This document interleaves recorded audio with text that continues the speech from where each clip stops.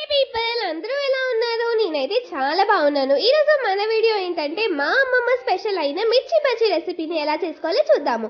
అంతకంటే ముందు మా ఛానల్ని లైక్ షేర్ సబ్స్క్రైబ్ చేసుకోవడం మాత్రం మర్చిపోకండి. ముందుగా ఒక బౌల్ తీసుకొని అందులో 250 గ్రామ్స్ ఆఫ్ శనగపిండి, తగినంత సాల్ట్, 1 టీ స్పూన్ కారం, చిటికెడు వంట సోడా, 1/4 టీ స్పూన్ వామును కూడా వేసుకొని బాగా కలుపుకోవాలి.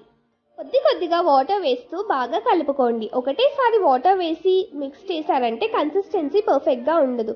సో కొద్దిగా వాటర్ వేస్తూ కరెక్ట్ కన్సిస్టెన్సీలో కలుపుకోండి. గుర్తుపెట్టుకోండి, పిండి కలుపుకునేటప్పుడు లంప్స్ అస్సలు ఉండకుండా కలుపుకోవాలి. పిండి అయితే కలిపేసుకున్నాం కదా, ఇప్పుడు దాన్ని పక్కకు పెట్టుకొని బజ్జీ మిరపకాయలని ఎలా కట్ చేసుకోవాలో చూద్దాము.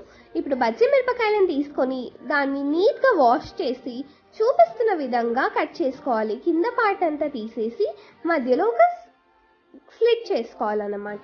అందులో ఉన్న సీడ్స్ మాత్రం అస్సలు తీసేయకండి. ఇలా అన్ని మిర్చీలు కట్ చేసి పక్కకు పెట్టుకోండి. ఇప్పుడు ఒక బాండీ తీసుకొని అందులో ఆయిల్ వేసి అది వేడైన తర్వాత మనం కట్ చేసుకున్న మిరపకాయలను తీసుకొని ఇలా పిండిలో కలుపుకొని వేసేయాలన్నమాట. పర్ఫెక్ట్గా మిర్చి ఎలా వేసుకోవాలో మా అమ్మమ్మ చెప్తుంది, చూడండి ఒకసారి. మిర్చియా? ఓకే, పట్టుకొని ఇట్లా అద్దాలి పిండికి. ఓకే, ఇలా వేయాలి.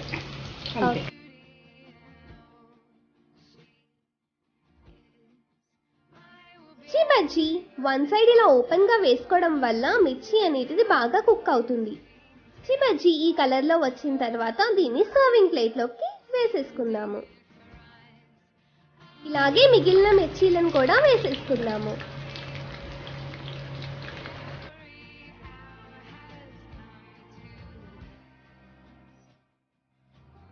మనం వేసుకున్న మిర్చి బజ్జీల మీద ఇలా సన్నగా కట్ చేసుకున్న ఆనియన్స్ ని వేసి గార్నిష్ చేసేసుకోవడమే.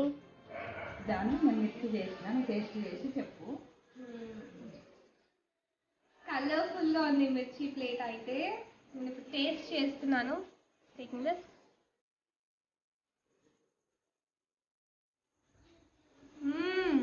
బాగుంది.